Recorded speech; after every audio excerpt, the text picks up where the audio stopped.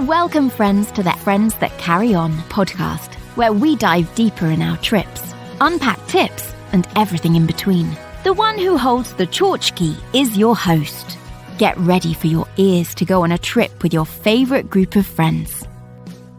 All right, welcome everyone to this week's episode of Friends That Carry On podcast. Today we are going to jump into the wonderful Southeast Asia city of Hanoi. I am the tchotchke holder today, Tony. And your tchotchke is? Oh my goodness. So here's what's funny. For the listeners, obviously know sometimes we struggle to remember bringing one tchotchke. Today, I think we have 7. 7. Everybody's excited about Hanoi. Everybody's excited about Hanoi. One for each of us today. Yeah. Before we get into that, so everybody, we got 5 of us live in the studio. We got myself, of course, Tony, and Jim Scott. Walt Palmer, Eric Vargo, Brian Romine. And then from lovely Carlisle, Pennsylvania, Terry Hall. Yep. And then from California, Jim Reed. There we go. Pismo Beach. Yeah. The tchotchkes. Eric brought his, what do you call that? Traditional Vietnamese hat? Sun farmer's protector hat. That looks like a TV hat. Terry, you said it begins with a D? Yeah, you have to Google it. I can't remember the name of it.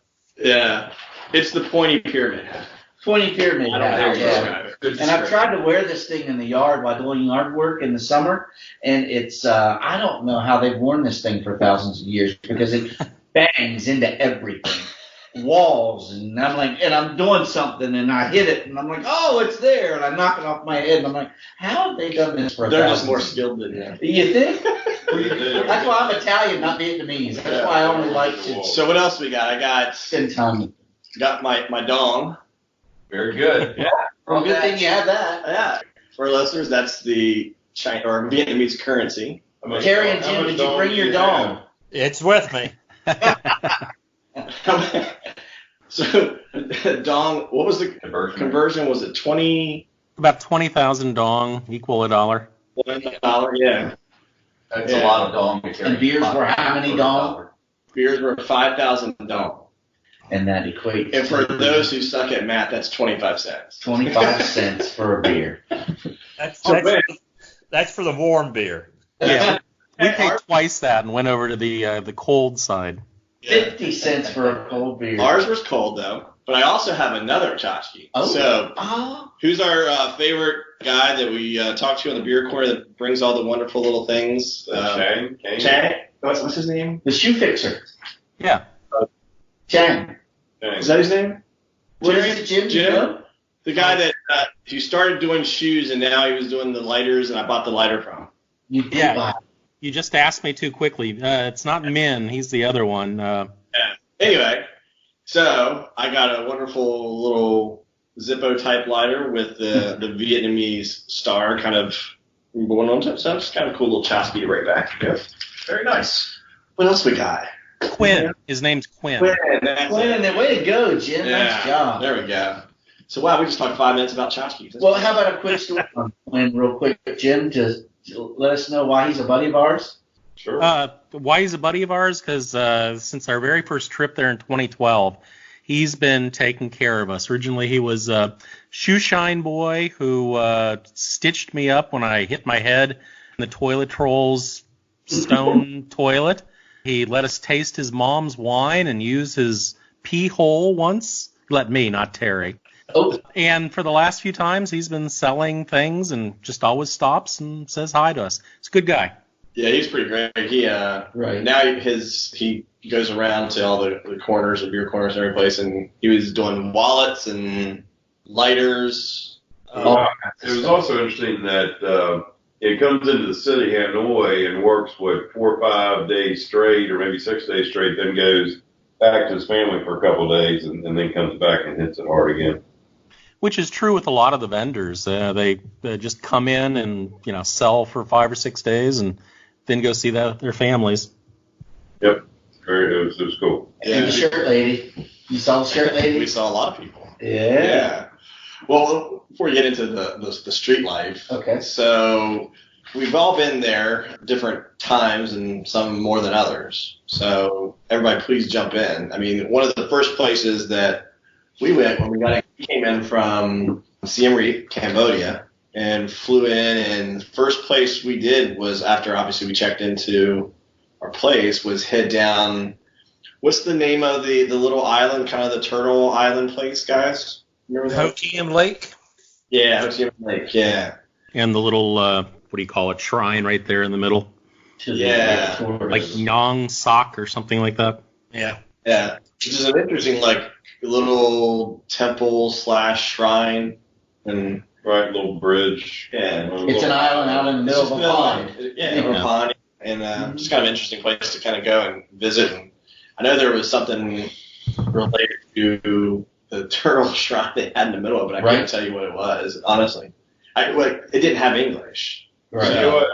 I don't remember it all, but it goes back to one of the early Vietnamese kings or settlers and some war, and then the turtle, I don't know, became mythical or something and helped them through some tough times is what I gathered from it.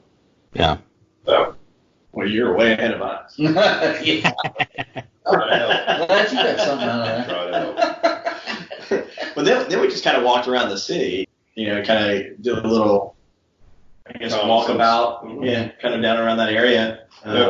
With So our you with checked our in guys. first, though? Where did you guys stay? We checked in the night before. Yeah. The night before? Yeah, sorry. Okay. And were you in a hotel here? MK Boutique Hotel. So it was a little boutique hotel right in the middle of where Jim and Terry have stayed a lot. So I don't know the street, but very busy part of town, old section of town. Okay. Does that seem right? Am I catching the area correctly, guys? Yeah, the old quarter, Jim. It's right on Hang Boom, isn't it? Yes, it is. So what were the rates like at that hotel there? Cheap. Cheap. Yeah, it was a very nice hotel. Per night? Is it like 60 a night? 60 night, and funny story, we were supposed to register we were sharing rooms, so Jim, Scott, and I were in a room, and Jim, Reed, and Terry were in a room, and we requested the 2-bed room. Right? So we take our luggage up, and they open the door, and Jim and I have this lovely queen bed. And you guys aren't small people. Yeah, so it's just kind of funny, and just as luck would have it. Just Tony's not a spooner. How do you know? What's happening here? Yeah. And then, again, as luck would have it, they're completely sold out. There wasn't an option. There was no swapping. They're like, we can swap you tomorrow, because we came in on was it Sunday? Sunday, I think. Whatever day it was kind of towards the end of the weekend. But the next day they had rooms, and so Jim and I, Had to cuddle up. we cuddled up in a nice queen bed. We are the friends that carry on. It is. I think that day, or maybe the day before, I was just telling Jimmy Scott, things in Southeast Asia don't always go as planned because something gets lost in translation. So you just got to roll with it. Yeah, that was just one of those situations, just, again, as a travel tip, kind of from a follow-up. I mean, that's my fault, because we booked that room, I think, through Expedia. So it's one of those where when they give you the quoted price, it was either one, queen bed or 2 singles. And I put in a follow-up email request to make sure they knew, but I didn't do any additional follow-up.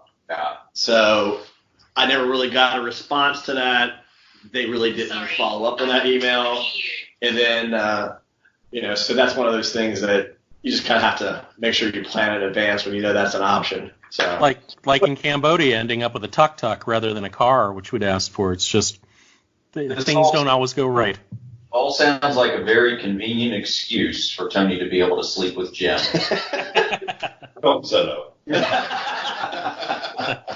But you were fine with it. Yeah, maybe a bit used, but he bought me drinks the next day. So listeners may think out there, Hanoi. Why in the Hanoi, Vietnam? Why?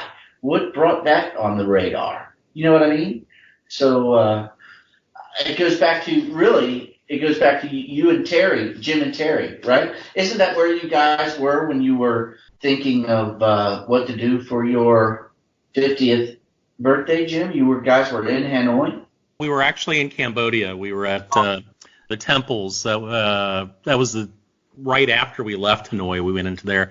But the whole purpose for that trip, back in 2012 was we'd been to Paris, had been all through Europe many times, really just getting into the traveling, and we wanted to push ourselves a little bit. And we said, okay, where's a place that we know almost nothing about and just sounds kind of exotic? And what the hell? Hanoi, was one of the first places we saw, after Hong Kong, which is where we landed on that trip. Yeah, and that's kind of how we went, or Jim and I went on our trip, was kind of a similar thing. We've done a lot of Europe now, and I guess Jim and Terry, and of course then Eric and several other people of our friends who've been to Southeast Asia kept, chiding us on about, you guys really need to go. You really need to go. You really need to go. Yeah, people keep telling me. Finally, it was like, okay. Let's make it. And honestly, it came up one of those things. I still wasn't 100% convinced. I turned 50 this year. I actually turned 50 on that trip. That was right. And it was literally almost all the way to the last minute. And Shelly goes, you know what? My wife Shelly, she's like, just go. Just go. It's like, okay. You don't have to tell me twice, honey. Okay. But I mean, it was one of those things that I said, you know what? It's not a cheap flight, but if I can find miles that will swap out, then that's meant to be. And damn, I didn't find Amex points that swapped out 100% of that. And that's how it happens. Mm-hmm. Yeah. So but in there, once we get there, one of the cool things, I mean, I guess really from an American is what Maison Centrale. I don't know how they pronounce it, in Vietnam, but that's one of the places to go, even if you don't know much about Hanoi. Hanoi Hilton. Also known, a.k.a. Hanoi Hilton. Mm-hmm. Yeah. Brian's looking at me like, what? What is Hanoi? Pretend I haven't been there. This is the prison that John McCain and other pilots that were shot down in Vietnam were held captive at. And the wild thing is, what's wild about it, it's right in the heart of the city. You would think a prison would be out away from things, out in the rice fields or something. You have no idea as an American, but you realize, oh my God, this is right smack dab in the middle of the city. Right. Well, I guess it was created way before. Yeah, I understand that. Yeah. So, I mean, I'm not sure how much in the heart of the city it was when it was first created. No, but it was in the heart of the city when it was a prison, though, in the 70s. But that was back. It was way before that. I understand that. I know. It was prison going back early 1900s or late 1800s. But getting back to that, Jim Reed and I were talking about it. It's a great place for a prisoner of war camp because if an American's going to escape, he is not going to make it out of that city without being used. That's a good way of thinking about it, right? That is true. So, you'll stick out like a sore thumb, that's for sure. Definitely stood out considering there was no Americans in I never thought about it like that. I will say I must have had a few beers over that conversation. Right?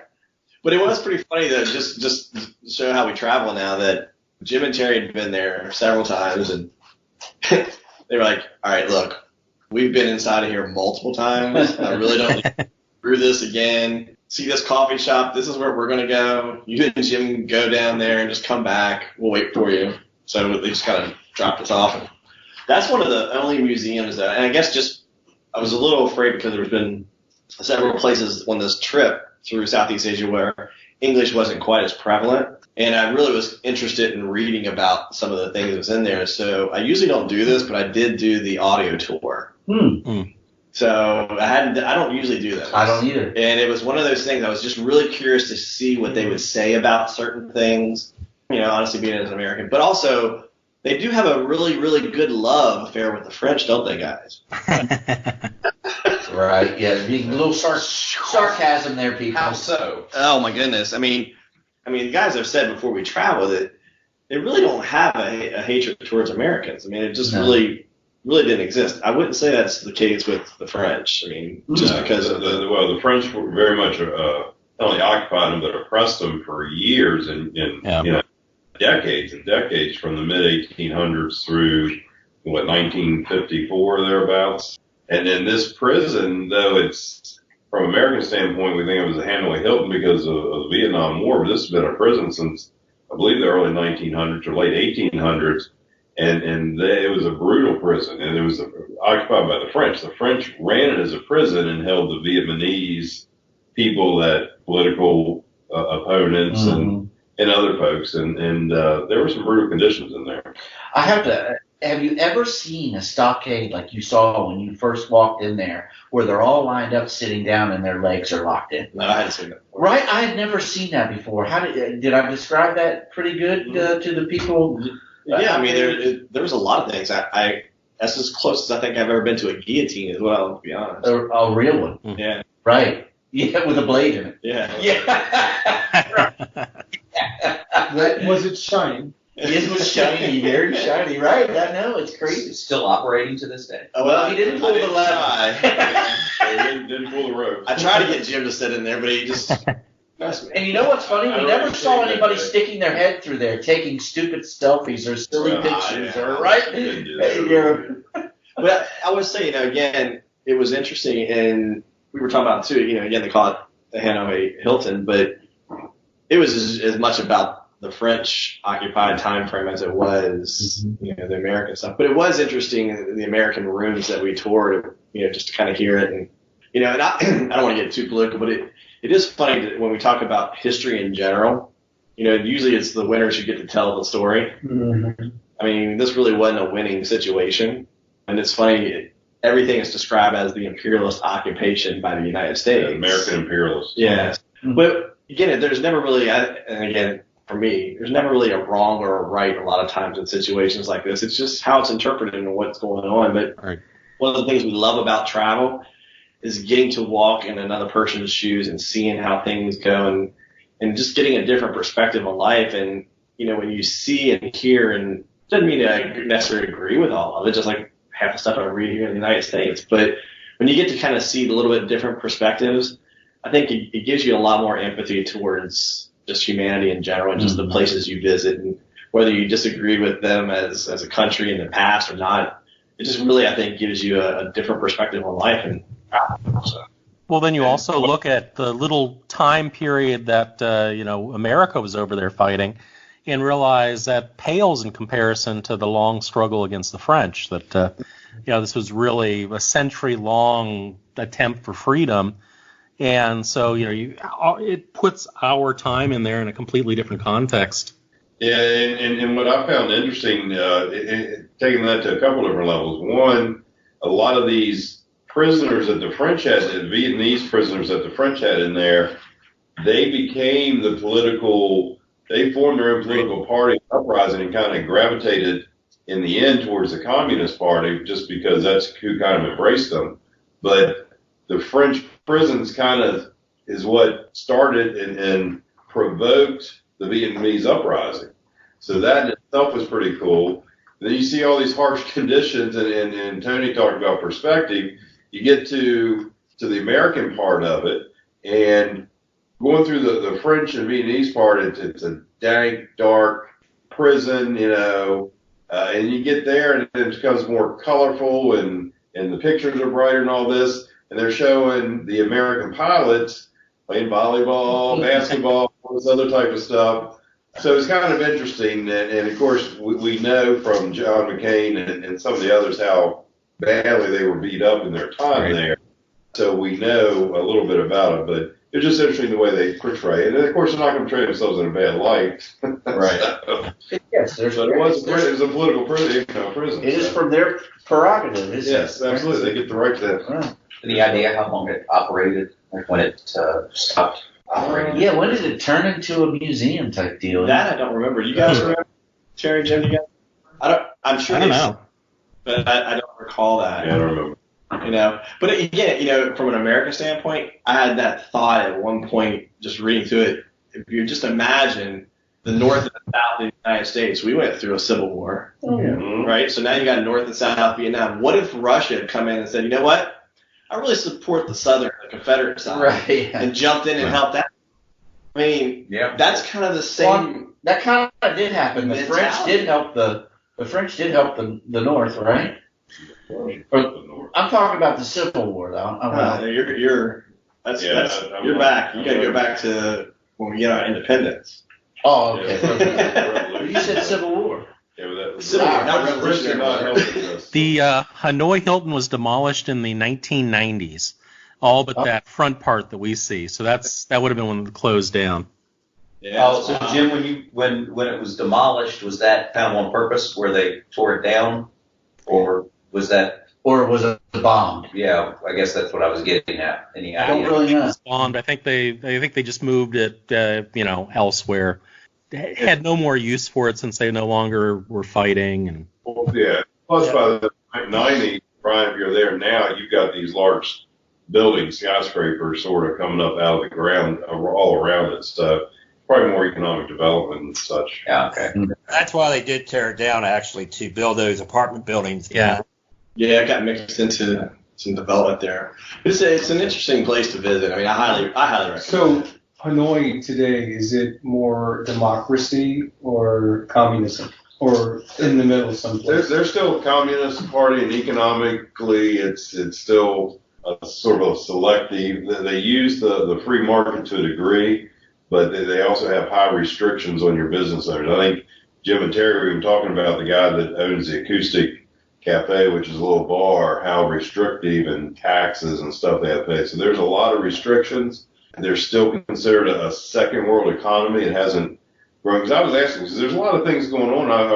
And we even talked about this at the beer corner, how it seemed like it was a thriving economy. It seems very vibrant, doesn't it? It is vibrant in the sense that they got 8 million people there, but the people have very low wages and that type of stuff. Right.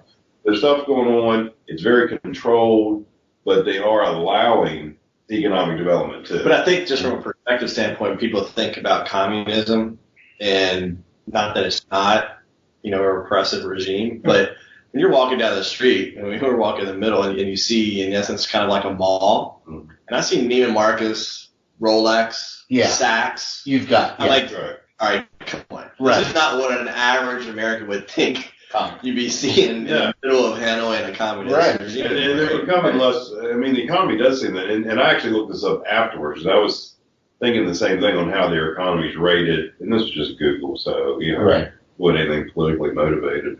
But they're getting there, and they're open to it. And you see the skyscrapers and the big business and all. So it's kind of a mix right now.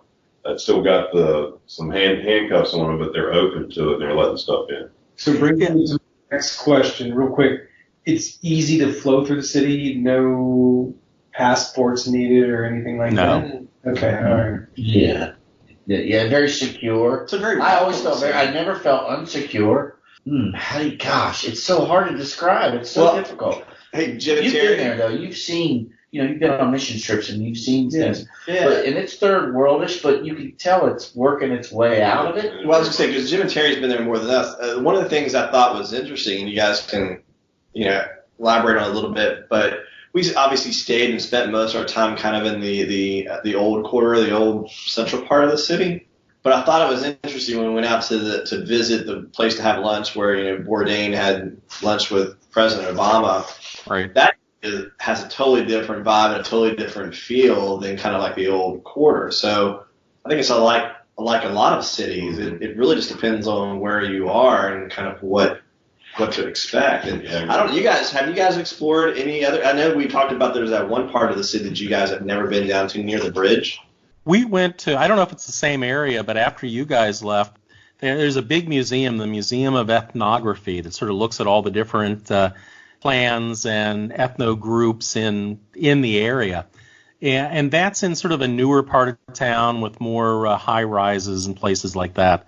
So, we did get to go there this time, and it did have a completely different feel, as so many of the different parts of the town do have. The French Quarter feels completely different than the Old Quarter, for example.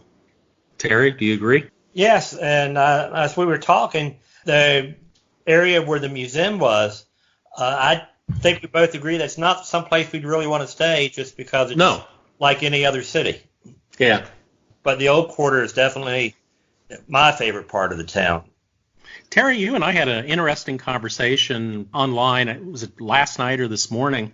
I had come across a trip report from an older guy, probably about 60, our age more or less, who went to all parts of Vietnam, and he hated Hanoi. He wrote about how bad it was. And one of the things we looked at as we read through the report was that he was really staying in like the newer quarter, never seemed to get to the old quarter, where we spend almost 95% of our time. And I think that's a lot of it. If you go to the newer quarters, it's just another big Southeast Asian city. Sure. Yeah. That's interesting. Yeah. I mean, it was interesting to see kind of where we were. It seemed like a little bit of a hybrid area, but it definitely was different than the old quarter. Yeah. But I mean, as far as things to see and things to do from a travel, I mean, we were there obviously to really just kind of the whole trip was about getting acclimated to the culture, hanging out, visiting, seeing people, and just kind of. It was one of the stops in Southeast Asia. Yeah, right. But we visited in conjunction with the prison. We also went to the War Museum. Mm-hmm. Very graphic, right? Very much so. Very graphic. So for listeners out there, if you go to the War Museum, isn't that the one that's really graphic and has all the graphic photos? Well, there's everything. I think you're thinking of Ho Chi Minh City, aren't you, Eric?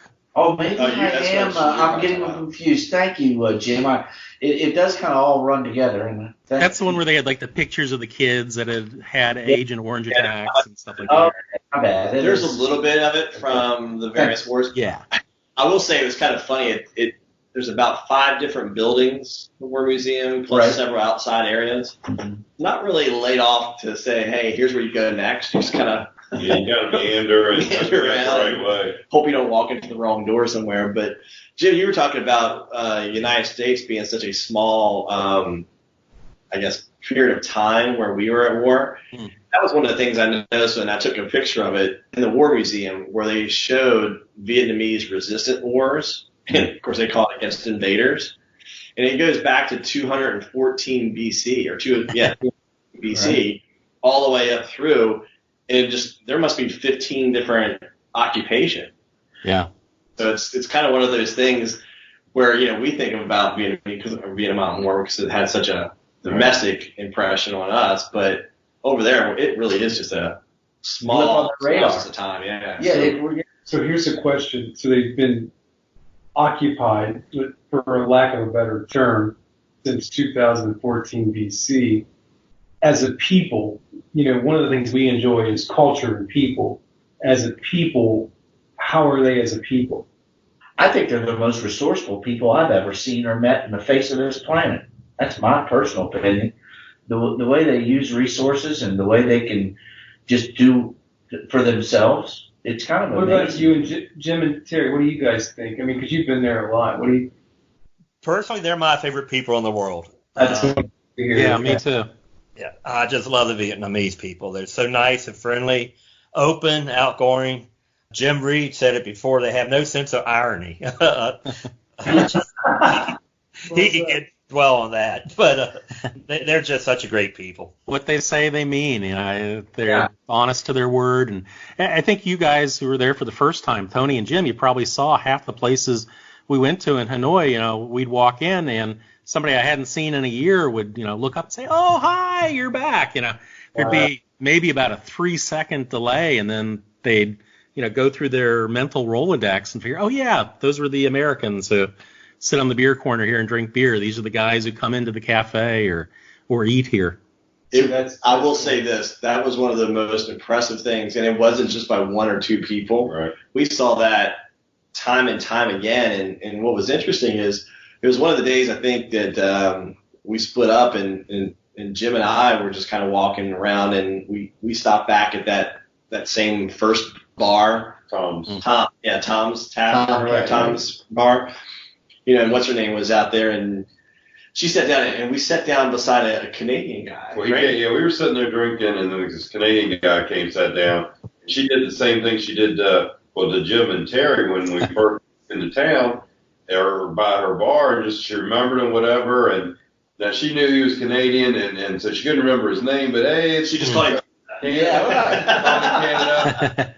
Quick beer he drank, and was incredibly welcoming, and just sat there and talked to him for a while, just like with Jim and Terry. We just had to be with them, but then afterwards, if we walked by or not with Jim and Terry, they knew us too. Yeah, I mean, she came and grabbed us to sit down because she recognized us from just a few nights before hanging out with you guys. So it was kind of. They're very hospitable people. Yeah, they really are. And it feels genuine, doesn't it, Eric? Absolutely does. It's not fake at all. To elaborate that, it couldn't have been more genuine at both the beer corner, but even more so at the Acoustic Cafe. That guy, who, I knew you all talked about that place, and one of the FOMOs that wanted me to go there. I mean, he stood up and came over, embraced you guys, embraced us all, and then this is a karaoke bar, and then had and everybody singing and all was Vietnamese, made them sing in English. Now, they could do that, and they did it very well, but he made a point to make them sing in English, and Jim and Terry started to say, well, you don't have to do that. And he's like, no. We're good at that, too. It's very good. I mean, it was, and then the next time we went in there, he had his homemade apricot wine in used water bottles that he wanted to share, but he was very happy and very excited that we were there, and that was really cool. And he wouldn't let us pay for a single drink the whole time. Oh, wow. That's great. That was pretty crazy. Wow. Pretty crazy. The other place that I thought was interesting to visit in town that Jim and Terry, it was your all's first visit too, was the Citadel. Yes. Yeah, that was kind of one of those things that I think we all thought it was going to be just this one building in a small museum. And then we walked in, campus. And it was a huge complex. Yeah, it was. And what was neat that it was used over many different years and by different folks. Right. The initial part that looked more ancient and pagoda style was built actually in the early 1800s by whoever was king at that time. But then it was taken over by the French, and then they built a building behind it and occupied from there. But then when Ho Chi Minh and his gang took over the French, they built bunkers underneath that building that were used during the American Vietnam War. So it was pretty crazy. It was impressive. I liked the whole feel of the building, and it was just kind of neat to kind of walk up and have that historic thing, and then realize behind it was a whole different collection of the French. And like it looked very French. Layers of it. When are we going to talk about the food? Oh, we can talk about the food anytime. Oh, right? Now, see, this is where it gets fun. We will talk about it. I thought it was good. Okay. I didn't think it was spectacular, other than, of course, we waited to the last day. What is it? Is it Bon Choi? Bun Cha. Bun Cha. Oh. Bun Cha, which is what I guess Bourdain and President Obama had. Oh. Just describe to us what that is.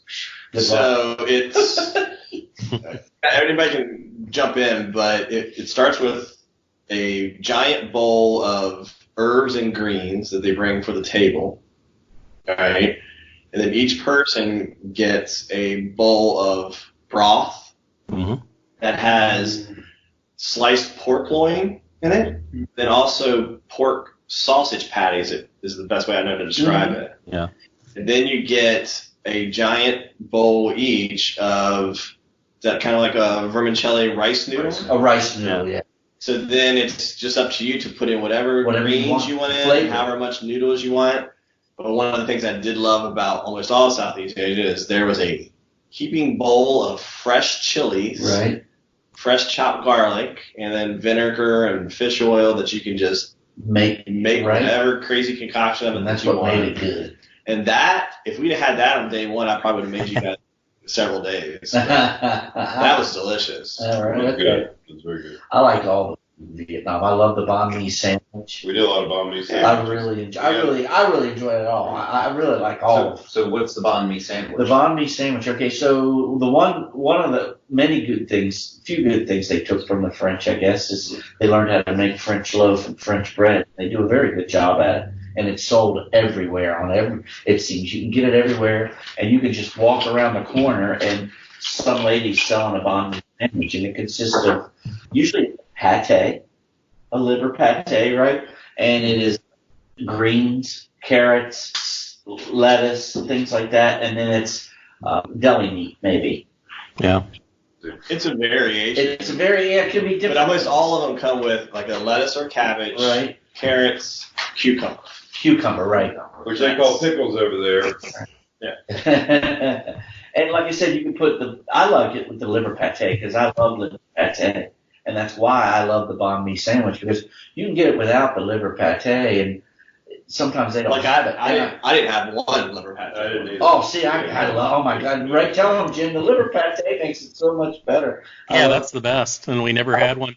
Yeah, I think the thing about Vietnamese food for me is it's so much. You have your big breakfast in the morning at the hotel, and then you're not hungry for most of the day, and then you just start grazing. You get little things here and there, a bowl of pho, a little bit of this, a little bit of that. It's not the sit down and have a big meal, and so you never really get a sense for, what the food's like. But we should have done a better job of taking you to, like, where'd we go, Terry? Pho 11, one of the best pho restaurants.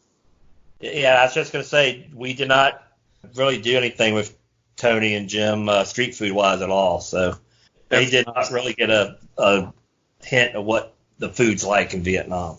We'll have to go back and do that then, that's all. Okay. Right, that's a good reason to do that. I mean, I did like the banh mi sandwiches. I mean, we did find that. Remember, what was the one bar on the corner? Prague Pub. The Prague Pub. The lady that was on the street. We ate there 3 days in a row. She had eating kind of pork patty, sausage, kind of skewer stick, banh mi sandwich, which was really good. Right. And she cooked right on the open fire grill there across the road from us, so we got to smell it, the whole time it's cooking. And after about 45 minutes, you're like, fine, I give in. Right. 45 minutes and 4 beers. Yeah. One of the first things I had in Vietnam were snails and quails with Mr. John Ribble. I don't know if we want to get into any John Ribble stories. I'm sorry, John Riddle. Well, he's not here, so he didn't get to participate. But snails and quails. So that's the first thing I had when I was in Vietnam for the first time was old snails, and he had quails and ate the heads and everything. Wow. Right? Wow. And they were actually very delicious. I don't recall seeing that. You don't see? That's got to go back and just try concentrate on the food. That was the area down around the original beer corner. We really didn't hang out there this time. It was just too damn crowded. Oh, really? Yeah. Wow. Yeah, we were at the new beer corner. The old new beer corner. Yeah, it's tough to keep track. Give the listeners an idea of how you all have the most experience there. Give them an idea of how it's changed. You said the very first time was 2012? Yeah. Yeah, the first time was 2012. 8 years later, what's changed? Well, the beer corner keeps relocating from area to area.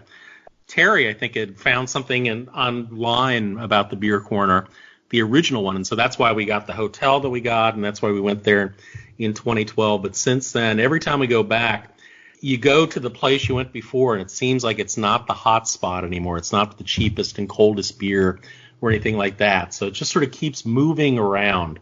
And in the quarter itself, the buildings keep changing. There's things that you never had the first time, like a Circle K, more official looking stores that really look like people put money into them. Or just looking at the motorcycles. When we were first there, they were little tiny, like the Hondas that we grew up in, dirt bike type things that were just loud and spouting pollution. Now there's so many electric bikes and newer looking, fancier scooters. It just seems like it's a continual upgrade. Jim, do you want to elaborate on what a beer corner is? Yeah, I guess Americans may not know about that, huh? It's not so much bars that you go into. Instead, the old quarter is like a warren. It's a maze-like number of old streets that have been there since the 10th century. Usually, one street would sell one thing. It'd be a guild. This was the iron worker street, or this was the bathroom goods street. But anyway, it's just a sort of a weird maze-like, and where all of a sudden you've got 3 or 4 streets coming together, into one place. Inevitably, somebody gets the idea, okay, I'm going to put some plastic chairs in front of my store, and start selling fresh beer at 6 o'clock at night for 25 cents, like you said, or 50 cents for the cold version. And then the person across the street from her would do the same thing, and then another one would pop up, and suddenly you'd have 6 or 7 people with maybe each having a half a dozen to 10 chairs out front, where you would sit right on the road, order the beer in little plastic glasses, and sit and watch Hanoi go by. And on the plastic chairs, to elaborate a little bit on that, these are the ones or at least I used to get for my kids when they were in like 3 to 5 years old. Kindergarten chairs. I mean, these things are tiny and barely off the thing. Of course, they doubled them up for us, for good reason. and then it is served as keg beer. One of the things that are, there's a negative and a positive. One, it was no preservatives in it, so it was very fresh. The ones that were cold was very tasty, and you didn't get a hangover from it. The negative was it's only 3.2 beer, so it's not very strong alcohol. 2% alcohol, yeah. So it's very low alcohol. But cheap beer, great conversation, and then the game we played was, because you had scooters going by constantly, and we explained the way traffic light works, but it was very normal to have 2 or 3 people on a scooter. But if you saw 4, you had to yell out 4. Quad. And then every once in a while, there's a unicorn that had 5 on it. And if you got 4, everybody else had a drink. If you got a 5, I forget what the rule was. You were buying. Well, there was another thing that's probably for bonus coverage. But okay. We'll leave it out right now. We'll save the Ribble story for bonus coverage. Sorry. Well, here's what's interesting, too, and we should probably at least enlighten the listeners on this. So when you're at the beer corner, as Jim said, it's not a bar. It's not a restaurant. It's a corner where you're throwing out seats and you're serving beer. So we all know that after you have a handful of beers, you're going to have to go to the bathroom. So where do you go? That's a great first experience, isn't it? Well, here's what's interesting, and it changes depending on where you're. Absolutely, yeah. So what we found out, right, Jim, the lady that you went to the last couple times, we went back to her, but her bathroom spot had changed. Ooh. Right? Went before or something, or down the street or something, but back an alley and down in a hole and right. Always down an alley. Yeah, it's always down an alley. Lots of alleys.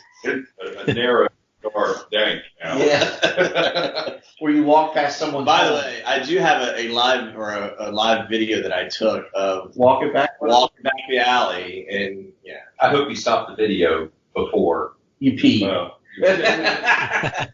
it's all the way in and back. It is very normal in Asia to have just a hole in the floor for your bathroom, regardless. No toilets. That's not uncommon. So that's sort of what you had as you stepped up in this closet. With a hole in the floor. Then you had this big red barrel that you would normally put kegs in cold water with a ladle.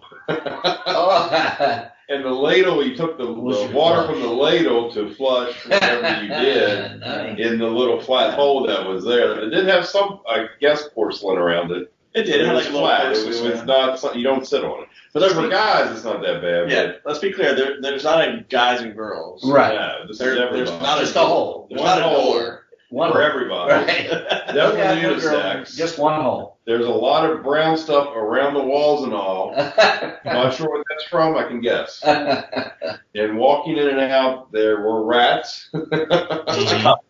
And then if you did ladle the water down through, you heard it run down through underneath you and come out behind you. And so you walked through it on the way back? No, it went underneath the concrete. Underneath behind you. But then there was some little drop off and a very dark thing where you saw the rats coming in and out that you're not sure what was under there. But you could guess. Wow. Okay, well. The last thing I want to say, our listeners can't see the picture, or the picture on TV, but the other thing that was neat about it, back out on the street and at the thing, and in most cities you see the steel roll-up doors that, when they're closed at night, they shut. So when they opened, they would arrive at 7:30. They'd open up the door. This thing was maybe 4 feet wide, the width of the door, 4 or 5 feet, but it only went a couple feet deep, and it had a narrow cooler that they kept the kegs in and a couple cups. I mean, this their storefront was literally 3 or 4 feet wide and 2 or 3 feet deep, and that was it. It was enough to put the kegs in a cooler, and they would just sit there. Literally, they couldn't fit outside of it, and pour the beer out of the keg, and then serve us on the corner. And then the police came. The man comes. The man, he got up, they grabbed the chairs, pulled them up, and you had to stand up. Really? Wait till they were done. So it's not a legal thing. I'm not beer. I don't really know. We didn't I don't know ask. if we ever really know whether it's legal or if it's just a. You just wait a minute or two, or however long it took. So we were there, 4 nights, and 2 of the nights, the police came cleared us off of our street. So, but then you sit right back down 10 minutes later. Jim, weren't you and Terry, I don't remember, with me one time when we were there, and this guy and this drunk guy in a military uniform came by on like a ATV and he was just drunk, yelling at people but the owners of the establishment was a woman, and she came out, and he was like in a military uniform. She put him in his place. It was so funny. You could tell, we couldn't understand Vietnamese, but she was basically saying, hey, man, I don't care. Get your drunk ass out of here. You're just being rude. And she made him move on. It was funny to watch. They do have some very specific rules, I think, and you can only put your chairs out so far into the street on most nights. Right. You have to be shut down by a certain amount of time, and the non-drunk man will come by and shut you down pretty quickly. Yeah, I will say this though: if you go and you hang out in the old quarter, it's kind of almost like a rite of passage, unless you don't drink beer at all. I mean, then it won't be any fun. But it's kind of a thing that is just neat to do because it is interesting people watching. Oh, there's no doubt. You're literally in the heart of it. And it's not just watching people; it's also the people who sit down next to you, because you tend to get other travelers who sit down and they hear you and they want to learn about where you're from and they want to talk to you, and you trade stories, talk about where you're going next. It's just a nice social time. It is. It's kind of interesting because the first day or two we were there, we weren't getting a lot of that, which was odd. And then we sit down. It wasn't even our normal beer corner. Your all's normal beer corner was the one up because our folks hadn't shown up yet.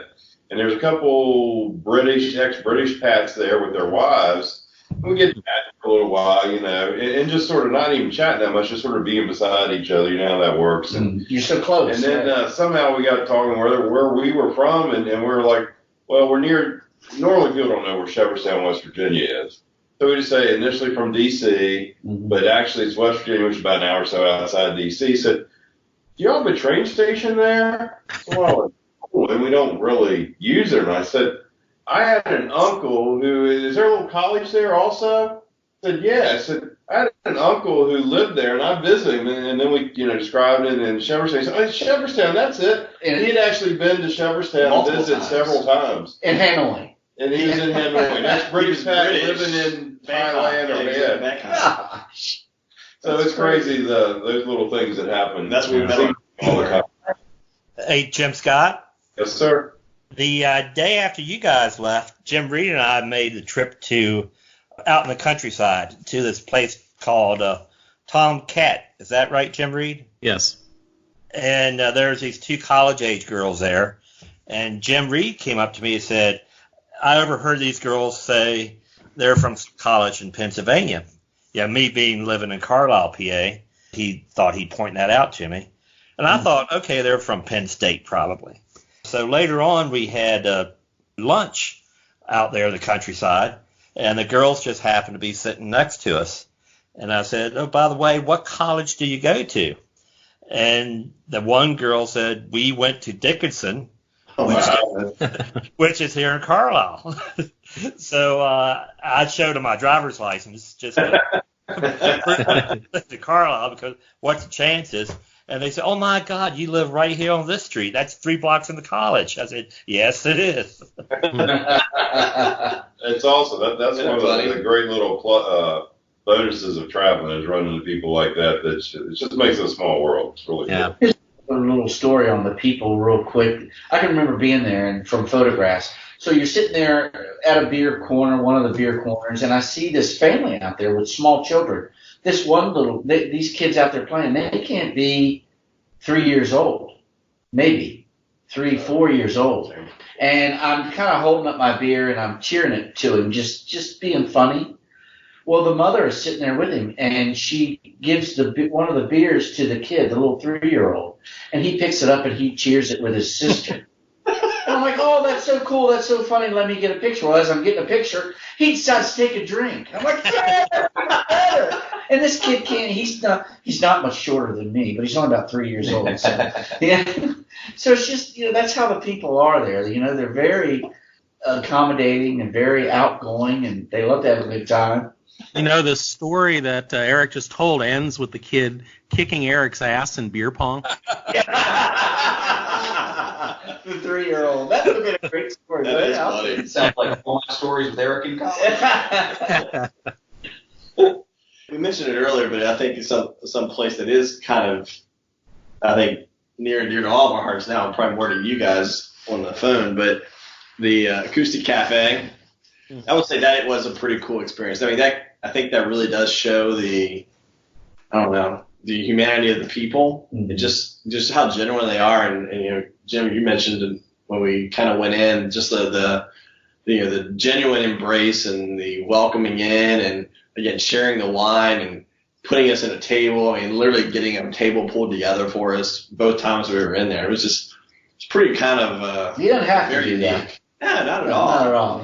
So what time of the day were you in there? The 2 times you were there? It doesn't open till 8. Yeah, it's only like 8 to 11. Yeah, we were there at 11 midnight. Yeah. Their time frame. And and you guys can't see this, but this was the night of my birthday. So I turned and I flew out the next day. That was the wrong guy to turn 50 in front of, right? Well, it was just kind of funny because we really weren't planning on staying out at all, and we really didn't stay out super late, but we were out because we were flying out the next day.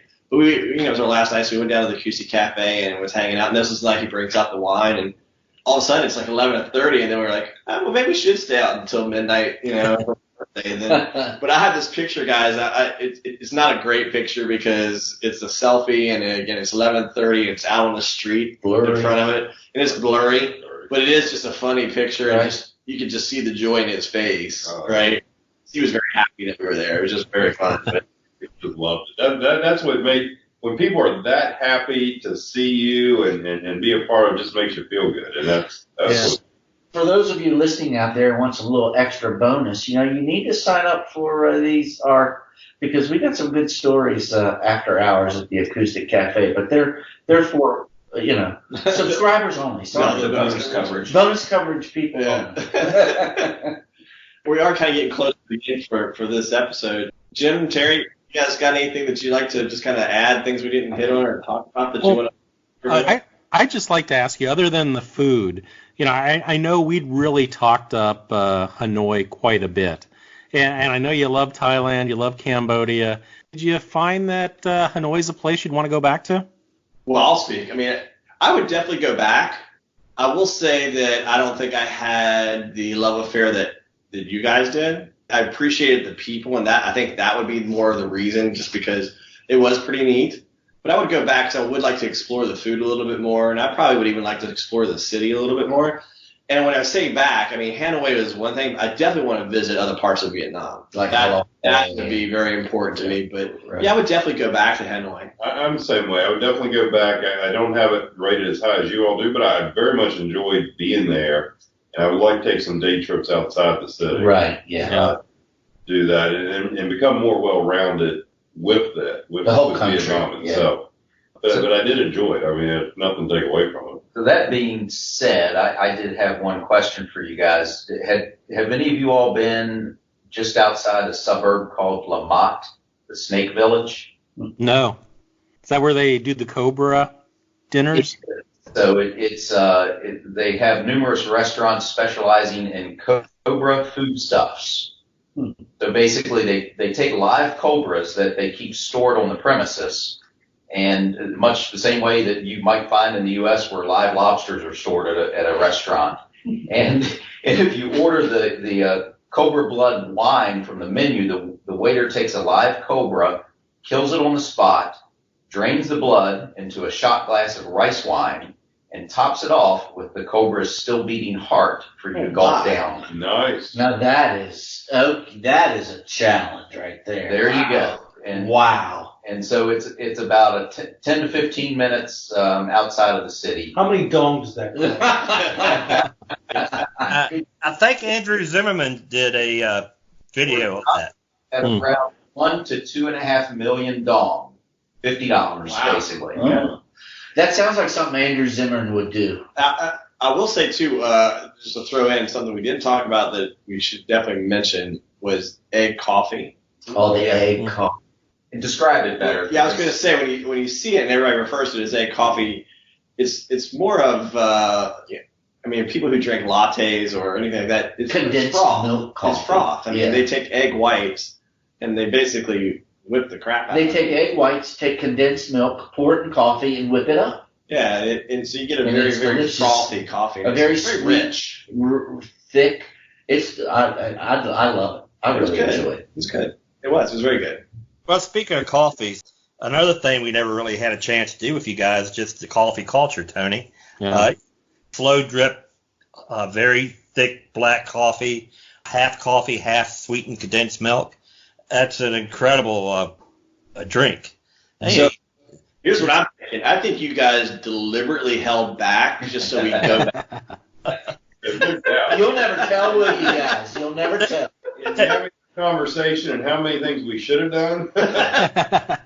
So with only 3 days like you guys had, you can only get a taste of the city. I mean, you can't experience it, but you got to see it anyways. Well, I went twice 2 years in a row. I had no intentions of going 2 years in a row. I went once, and then the next year Jim found a mistake fare, and I paid half. The year before I paid $1,200 to get out there from the East Coast. This year, the second year, I paid $630 to get out there from the West Coast, and I'm like, I'm doing it, and I'm glad I did it 2 years in a row. I really am. I mean, that's the one thing I will say that we talked about on the other couple episodes talking about Southeast Asia. It's not a quick trip. No. From the States, no matter whether you're the West Coast or East Coast, it's a haul. Right. And the flights are not cheap, but I think the big thing to understand is that when you get there, the prices are fractional to what you're used to if you're traveling anywhere in Europe or around the States. Hard to explain, really. Food, 25-cent beers. Yeah. Drinks, everything just so cheap. You spend so little comparative money compared to, like you said, European, whatever. On a daily basis, just to get by, right? Yeah, I mean, a few drinks and a meal, and you're talking a few dollars versus, $20 or $30. It's just completely different. So. What you pay in airfare, you make up for when you're there. For sure. Yeah, absolutely. And if you could, like you do what I did, find half airfare, you're even that much further ahead of the game. Yeah. So. Yeah. Terry, what do you want to parting thoughts? Well, you never touched the visa requirements, Tony. You might be the one that wanted to give a shout out visas. On that. So I had my Lee Lucas moment. We're all entitled to at least one. And it was funny. So Cambodia, it's all e-visa. And by e-visa, literally online, pay your fee, put in all the information that you normally would have to do in advance. And you just get a printout that you take and you go through customs with. But apparently, going into Vietnam, there's still the option to not do that. And I must have hit that button. They've got the e-visa that's very easy. And the rest of them did. Yeah, but I was teasing that I really just wanted to see the visa stamp in my passport. I just don't have, so. I think I have. But yeah, so they changed it. So now you can do a true e-visa in Vietnam, which I didn't have. Because it was funny, we were on the plane and I was going, did you guys get this other form? Did you start filling out? Like, what the hell are y'all talking about? I'm like, I got this. I'm like, I didn't get it. And I was worried. I'm like, oh, shit, I don't have that form. Well, that's because it's the form to get your visa. Yeah. He was ahead of it. So, yeah, I had to borrow because we came from Cambodia, using U.S. dollars, and I was down to like $4. And it's, what was it, $20? I think it's 20 U.S. dollars. You have to have cash to get your visa. So those guys go through customs. I had to go back over and wait in line to get my visa. Luckily, I had filled out 90% of the form because I thought I had to, and then I was able to kind of jump in. What did it take, about 20 minutes, something like that? 30 minutes. 30 minutes, and they yelled my name, and I go up, give them my $20. Luckily, I already had my pictures, and they're like, "Why do you need pictures? You didn't have pictures. You submitted it online." I'm like, "I didn't do that." So that's kind of thing. But yeah, if you're going either to Cambodia or Vietnam, you do not need to do that. Do the e-visas. Pay your $20 online. You fill in all the information in advance, and you just get a printout. So this is kind of nice, though. That gave us enough time to go get our SIM cards for the phones. Yeah. Yeah, I kind of felt like an idiot. So. But that's okay. And this is good timing. It is Chinese New Year, so they are celebrating Chinese New Year over there. With the corona. Well, cool. So again, for everybody out there, make sure you check us out on our website, friendsthatcarryon.com, and of course across all social media platforms, Friends That Carry On. And make sure you go to our website, subscribe, put in your email address, become a subscriber. You get some of the bonus coverage and some of the access to things that you don't normally get. So, please check it out. And until next time, adios. Adios. Yeah, how'd you say goodbye in Vietnamese? I got nothing. Bye. Bye. Ta-ta. Ta-ta. There we go. Ta-ta. Ta-ta. Be sure to join the friends next week with another great podcast. And don't forget to subscribe if you haven't already. You can also find the Friends and other content on www.friendsthatcarryon.com or check us out on Twitter, Instagram or Facebook by searching Friends That Carry On. Thanks again for joining us. And don't forget to carry on, friends.